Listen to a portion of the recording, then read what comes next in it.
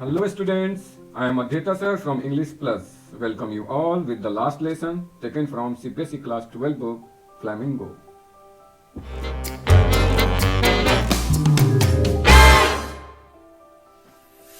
जी हाँ, आपने सही सुना, the last lesson. But you don't worry, this is not your last lesson, this is your first lesson. The story is written by French writer Alphons डॉर्डे.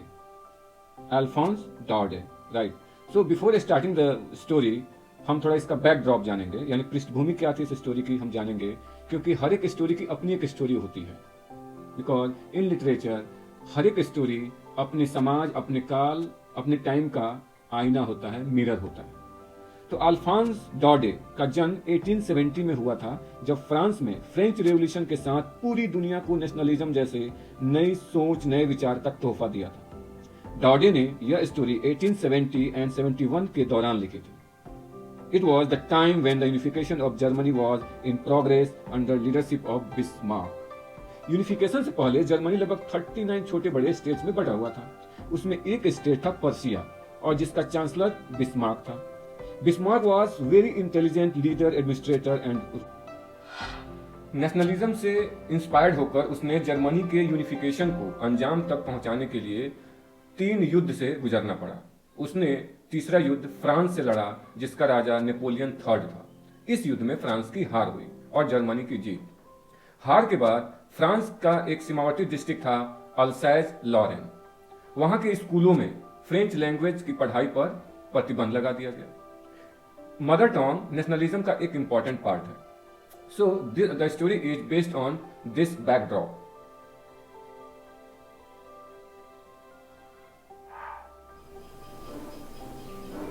The last lesson, इसके हम summary देखेंगे. English में already I have written the summary in English in very simple language, so you can take screenshot of it and you can note down in your note copy और notebook. तो इसे हम समझते हैं इस story को कि स्टोरी में क्या होता है. The story last lesson has been narrated in the first person, whose speaker is a little boy named French. He lives in the district of Alsace Lorraine in France that is occupied by Germany. यह story first person में लिखी गई है, जिसका नाम है the last lesson, और जिसे नरेट करता है उसका नाम है फ्रेंच, जो एक छोटा सा बच्चा है. वह फ्रांस के अल्सैस-लॉरेन डिस्ट्रिक्ट में रहता है और उस डिस्ट्रिक्ट को जर्मनी ने ऑक्यूपाइड कर लिया है, कब्जा कर लिया है. और आपको याद होगा मैंने बताया था कि उस समय जर्मनी का यूनिफिकेशन चल रहा था और उसे कर रहा था पर्शियन लीडर और चांसलर बिस्मार्क, यानी बिस्मार्क ने उसे ऑक्यूपाई कर लिया था. The story begins one fine and fantastic morning when little Franz is in hurry to go to school. He is scared for not doing the homework given by the French teacher M. Hamel. Story एक बहुत ही खूबसूरत और सुहानी सुबह शुरू होती है जब एक छोटा बच्चा अपने स्कूल के लिए भाग रहा होता है, यानी जल्दी जल्दी जा रहा होता है. वह थोड़ा डरा हुआ है क्योंकि उसने अपने फ्रेंच टीचर हैमल का दिया हुआ होमवर्क उसने पूरा नहीं किया था. He is likely to ask students questions on past participle.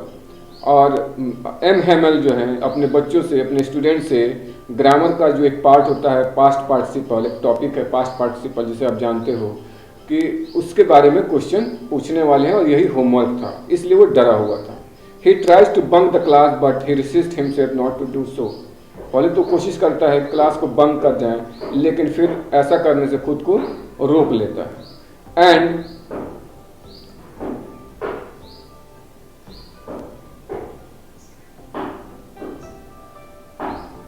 And goes unwillingly to school, और बिना इच्छा से, बिना किसी चाहत से वो स्कूल चला जाता है.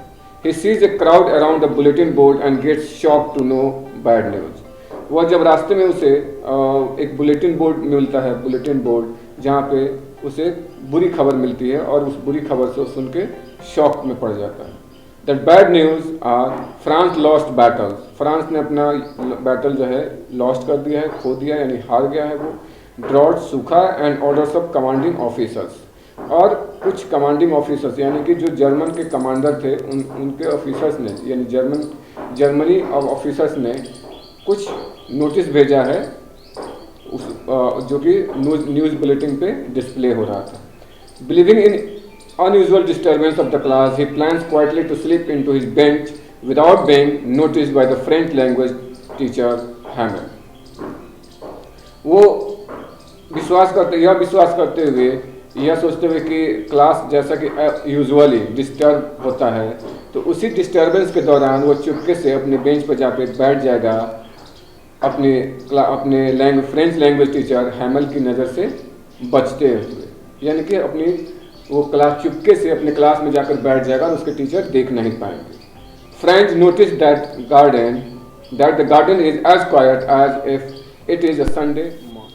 He peeps through the window and finds his classmates in their respective seats. He is frightened and ashamed too for being late as usual. वो खिड़की से झांकता है और देखता है कि उसके जो क्लासमेट्स हैं वो सभी अपने अपने सीट पे बैठे हुए हैं.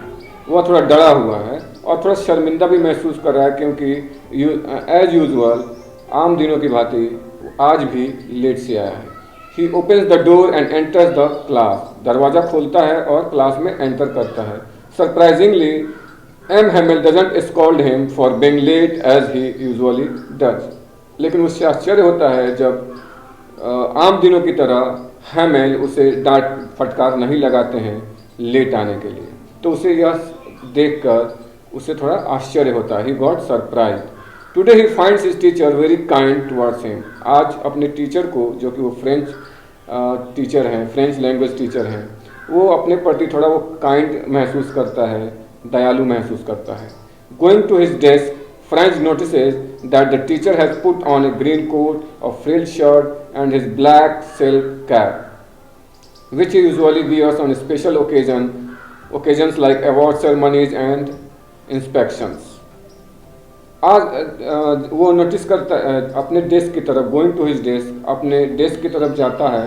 जाते हुए फ्रेंच नोटिस करता है कि आज उसके टीचर यानी कि हैमेल ने ग्रीन कोट पहना हुआ है और फ्रिल्ड शर्ट, यानी कि शर्ट के किनारे कुछ झालर नुमा एक शर्ट होता है, उसे उन्होंने पहना हुआ है.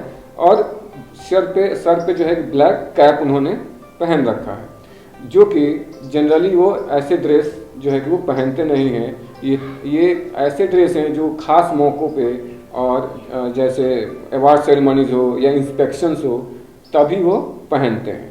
Next surprising thing for him is that many villagers are present in the classroom.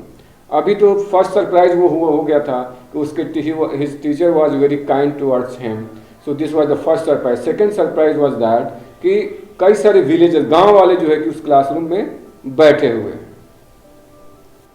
Among the villagers were the former mayor, former postmasters and many others were seated on the back bench of the class. उसने देखा कि गांव वालों में उनका पूर्व का mayor भी है, यानी पहले का जो रिटायर्ड हो चुका है, अब वो मेयर नहीं है. फॉर्मर पोस्टमैन है, पोस्टमास्टर है, और उसके अलावा कई सारे विलेजर्स क्लास के लास्ट बेंच पे बैठे हुए. A grave look is surfacing on each villagers face. और सभी गांव वालों के चेहरे पे एक गंभीरता दिख रही है, एक चिंता की लकीर दिख रही है, एक सिंसियरनेस दिख रही है. Before he can guess something और understand anything, M Hamel drop the bombshell. इससे पहले कि वह कुछ गेस कर पाता, कुछ समझ पाता, हैमेल ने एक बॉम्ब फोड़ दिया. ये कहकर क्या कहा उन्होंने, my children, this is the last lesson I shell give you. The order has come from Berlin to teach only German in the schools of Alsace and Lorraine. The new master comes tomorrow. This is your last French lesson. I want you to be very attentive. So ये कहकर जो है कि उन्होंने बम फोड़ दिया पूरे class वालों के सामने, जिनमें विलेजर्स भी थे, स्टूडेंट्स भी थे. कहते हैं कि मेरे बच्चों, आज जो है कि मैं लास्ट क्लास लूँगा, यानी तुम्हें दूंगा. और बर्लिन से एक ऑर्डर आया है कि सिर्फ स्कूलों में अल्साइज और लॉरेन के स्कूल्स में जर्मन लैंग्वेज की पढ़ाई होगी, फ्रेंच की नहीं होगी, यानी कि. और नया टीचर जो है कल से आएंगे. और फ्रेंच लेसन यानी फ्रेंच लैंग्वेज का आज जो क्लास है, आज जो लेसन है, वो लास्ट लेसन होगा. इसलिए मैं चाहता हूँ कि आप अटेंटिव हो जाओ.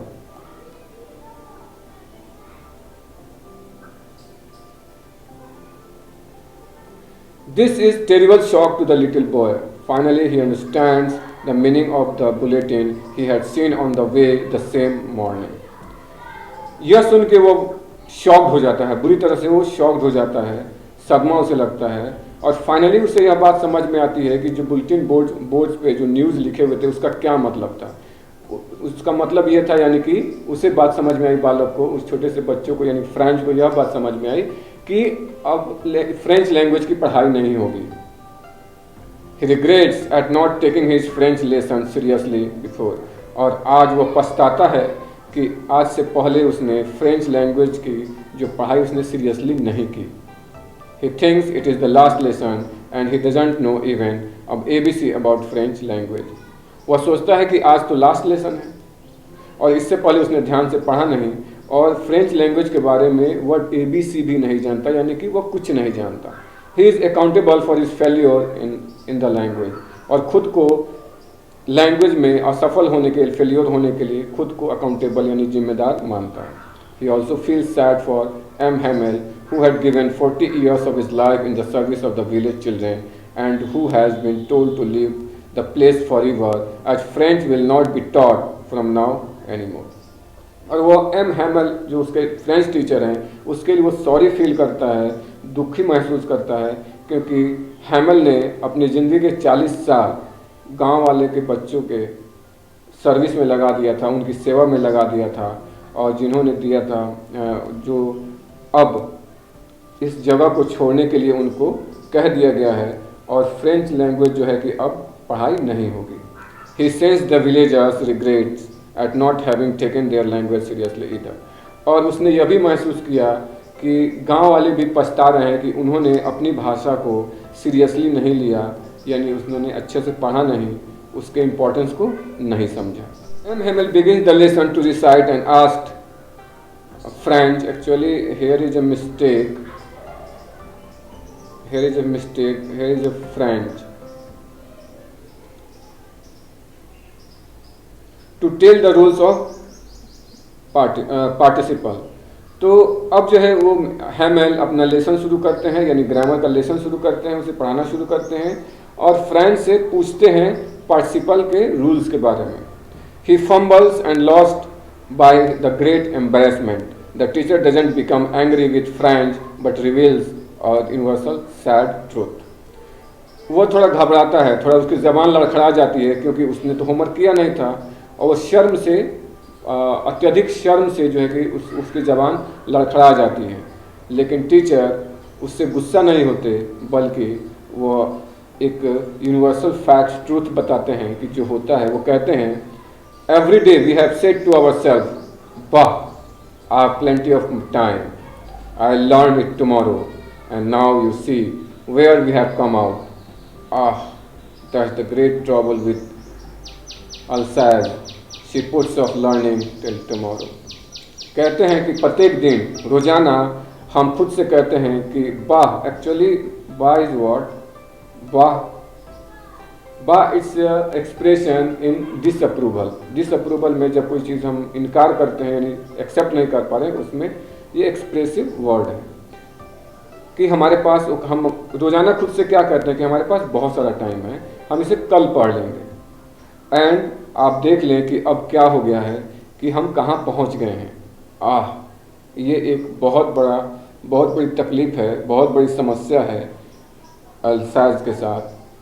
और she puts off learning till tomorrow, और लर्निंग को जो है ये जो टुमारो होगा कि कल हम कर लेंगे, या अल्साइज जो डिस्ट्रिक्ट है उस पे जो है कि वो कल के लिए छोड़ देता है. यानी कि आपने खुद भी महसूस किया होगा कि अब जब होमवर्क आपको मिलता है या स्टडी करने के लिए कुछ दिया जाता है तो आप क्या सोचते हो? आप सोचते हो हमारे पास तो बहुत सारा टाइम है, हम कभी भी कर लेंगे, चलो आज गाना सुन लेते हैं, आज गेम खेल लेते हैं, फिल्म देख लेते हैं, थोड़ा नेट सर्विंग कर लेते हैं, सोशल मीडिया से करते हैं, और जो ज़रूरी काम होता है आप नहीं करते, ये सोचकर कि we have lots of time. So this is what the teacher is trying to tell us. यहाँ पे टीचर यही कहना चाह रहा है हमें, रीडर को भी और फ्रेंच को भी. Every day Hamel says if French is not doing well in study, 1 minute, doing study, it is his parents and he who can be blamed for it।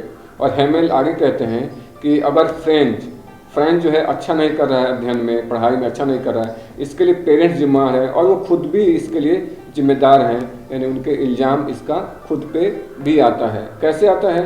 उनके कहने का मतलब है कि जब बच्चे स्टडी करते हैं, आपने देखा होगा कि शाम को स्टडी करने जाते हैं या कभी बैठे होते हैं तो हमारे पेरेंट्स बोले जरा जाओ, जरा मार्केट से ये सामान ले आओ, जरा वो सामान लेके आओ, है ना, कैसा जरा पानी लेके आओ, जरा ये करके आओ, जरा वो करके आओ। हम इस तरह की चीज़ें, और उनका कंसंट्रेशन बिगड़ जाता है, वो भी नहीं समझ पाते हैं कि प्रॉब्लम कहाँ हो रही है और पेरेंट्स भी नहीं समझ पाते हैं। तो टीचर यहाँ अपनी गलती को भी रिवील करता है, यहाँ पे डिस्क्लोज करता है कि उसने क्या गलती की वहाँ के बच्चों के लिए और पेरेंट्स ने क्या गलती की। The reason behind saying this is they take others work for house, they kept engage him for their own interest and comfort when he tries to sit on a study। तो यहीं पे अभी मैंने बताया कि हम अपने पेरेंट्स अपनी सुविधा के लिए, टीचर्स पे अपनी सुविधा के लिए हम उनके स्टडी आवर में कोई काम हम दे देते हैं, जबकि स्टडी के लिए हमें कंसंट्रेशन की ज़रूरत पड़ती है। ऐसा नहीं हो सकता कि हम स्टडी करने बैठे, फिर किसी ने काम कर दिया, फिर 2 लाइन हमने पढ़ा, 4 लाइन पढ़ा और फिर किसी ने काम कर दिया। तो इससे हमारे जो कंसंट्रेशन बिगड़ता है, हम समझ नहीं पाते और हमारा दिल भी नहीं लगता है पढ़ने में। Then he goes on to describe the importance of French language। और फिर वो कहते हुए आगे बढ़ते हैं और कहते हैं वो फ्रेंच लैंग्वेज का इम्पोर्टेंस बताने कि what is the importance of French language. और वो कहते हैं he states that it is the most beautiful language. कहते हैं कि ये बहुत सबसे खूबसूरत and most logical language in the world. यह जो भाषा है, यह जो लैंग्वेज है फ्रेंच लैंग्वेज, दुनिया की सबसे खूबसूरत और लॉजिकल भाषा है। People must guard the mother tongue and forget it and do not must guard and must not forget it। Actually here 1 minute, here is not forget it। और कहते हैं कि लोगों को, यानी कि किसी भी देश के लोगों को अपनी भाषा की रक्षा करनी चाहिए, उसे प्रिजर्व करना चाहिए, गार्ड करना चाहिए और उसे भूलना नहीं चाहिए। ही quotes 1 minute, he quotes adding to his lecture memorable lines of the story। और वो अपने मेमोरेबल लाइंस देते हुए कोट करते हैं, ये कहते हैं, क्या कहते हैं, because when a people are enslaved as long as the hold fast to the language it is as if they had the key to their prison.